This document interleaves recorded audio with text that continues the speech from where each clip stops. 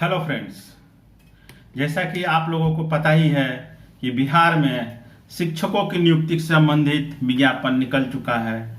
इसके बाद अब सिपाहियों की बारी है। जी हाँ, बिहार में अब सिपाहियों की नियुक्ति के लिए भी आवेदन मांगे गए हैं। कुल 21,391 पदों पर सिपाहियों की बहाली बिहार में होने जा रही है। इस पूरे एपिसोड में मैं आप लोगों को बताऊंगा कि इस पद के लिए क्या मिनिमम क्वालिफिकेशन रखा गया है, क्या शैक्षणिक योग्यता रखा गया है, आयु सीमा क्या होगी, वेतनमान क्या होगा, आवेदन कैसे करना है, कब करना है, लास्ट डेट क्या है, तथा सबसे महत्वपूर्ण मैं बताऊंगा कि इसकी चयन प्रक्रिया क्या होगी। इसका मैं डिटेल रूप से आप लोगों के साथ विश्लेषण करूंगा। तो आइए दोस्तों, शुरू करता हूं आज का ये एपिसोड। अगर आप लोगों ने अभी तक हमारे इस चैनल को सब्सक्राइब नहीं किया है तो प्लीज जल्द से जल्द सब्सक्राइब कर लें, क्योंकि इस चैनल पर आपको अन्य महत्वपूर्ण खबरें भी मिलती रहेंगी। तो आइए दोस्तों, शुरू करते हैं आज का यह एपिसोड। केंद्रीय चयन पर्षद की ओर से बिहार पुलिस के सिपाही संवर्ग में जिला पुलिस, बिहार विशेष सशस्त्र पुलिस एवं अन्य इकाइयों के लिए सिपाही पद के 21,391 पदों पर बहाली निकली हुई है, जिसका नोटिफिकेशन जारी कर दिया गया है। पुरुष एवं महिला उम्मीदवार इन पदों के लिए आवेदन कर सकते हैं। आइए हम बात करते हैं कि इन पदों के लिए मिनिमम एजुकेशनल क्वालिफिकेशन अर्थात न्यूनतम शैक्षणिक योग्यता क्या रखी गई है।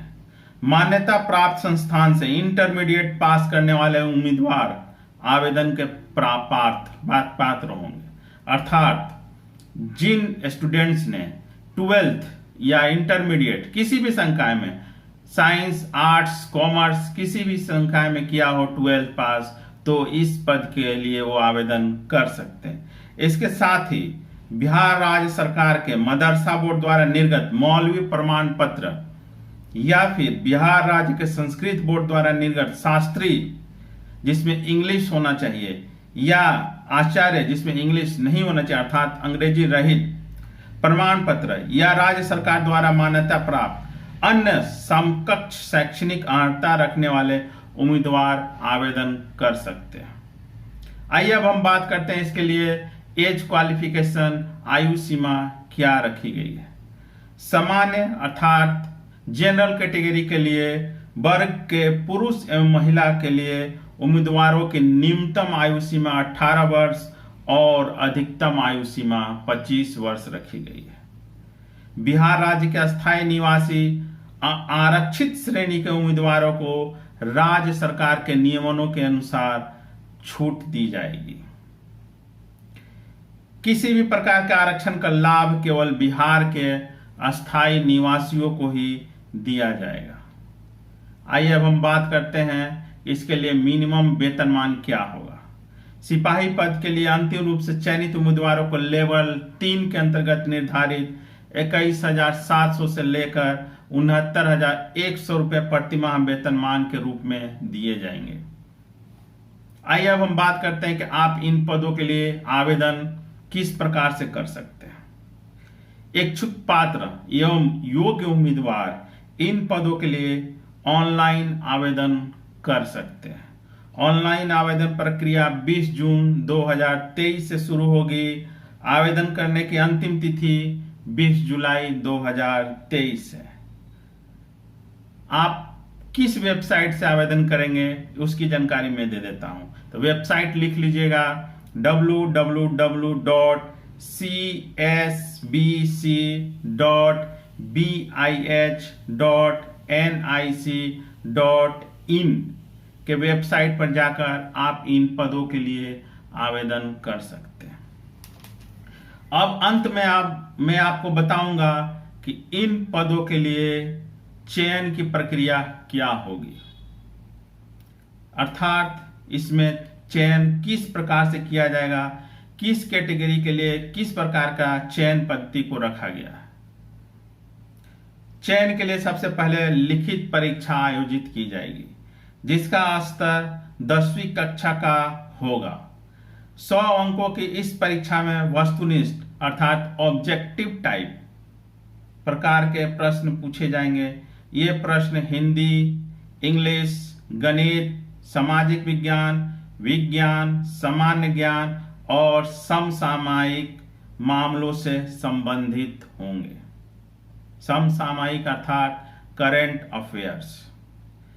परीक्षा में 30% से कम अंक प्राप्त करने वाले अभ्यर्थियों को शारीरिक दक्षता परीक्षा के लिए असफल घोषित कर दिया जाएगा।